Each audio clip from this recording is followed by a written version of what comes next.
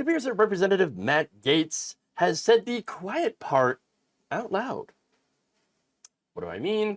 Well, apparently he had admitted that the Republican plan to impeach Joe Biden for being a part of the Biden crime family, quid pro quo, Ukraine, Burisma. Turns out that isn't based on any actual evidence because they don't have it. They don't have evidence of corruption or influence peddling as it pertains to foreign nations. Turns out he admits that they just want to do it for politics. Because of course. In a Twitter Spaces on Monday, he said, quote, "The purpose of that impeachment, from my standpoint, is not to force a vote that loses." Oh, because it would. It's to put on a trial in the Senate. And by the way, not for the sake of conviction. Well, then what's the point? The whole point of doing impeachment is to remove a sitting president that is gone against his oath of office, his or her oath of office, and did high crimes and misdemeanors. That's the purpose, right? But for Republicans, remember, that's not the purpose. The purpose is to do 100% politics, and that's what it is. And that's what it was against Bill Clinton for, the issue with Monica Lewinsky and all that stuff that didn't have anything to do with high crimes or misdemeanors while in office. It's all politics. It's all politics. And so that's what this is. It's all politics. Now, he goes on to say that there is no conviction and removal of Joe Biden coming on impeachment. I know that. You know that. We all know that. Yes. He then says, and he gives it away here, the true verdict can still be rendered by the American people. Wait.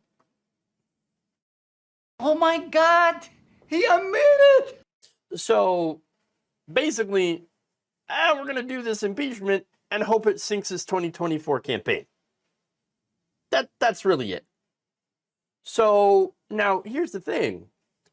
The right wing is claiming that there is this weaponization of the government against Donald Trump. All of these indictments, which, by the way, the vast majority of these indictments are stuff that, again, Donald Trump is alleged to have done to overturn the election, and are generally self-inflicted. Okay, these are things that Trump didn't have to do, but guess what?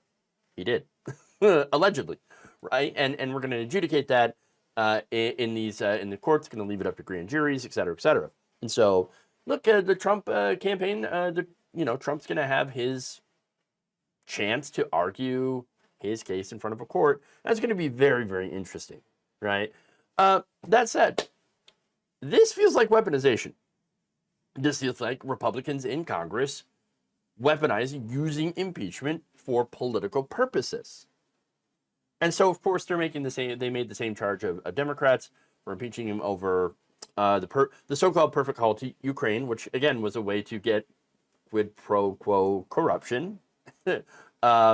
Specifically getting Zelensky to open an inquiry, an investigation into Joe Biden so that, Trump could announce it before the election and use that for politics in order to win. So there's that. There's been no smoking gun in Ukraine or Burisma or anything like that to implicate Joe Biden in pretty much anything. That was that. And then the following impeachment, the second impeachment, was over the MAGA mob that stormed the Capitol on January 6th, the Capitol building. And so that was the mob that, by the way, Trump being investigated for that, for his, role in inciting people and in spreading the big lie, which galvanized those people to go and invade the Capitol in the first place. And so it seems like it's pretty legitimate and not political, whereas on this case, seems pretty political. All theater, all weaponization of the government, something that Republicans, again, have been claiming that Biden's been doing against Trump, but once again, as you can see, pretty much proving that every accusation from the right wing is a confession. Because, of course.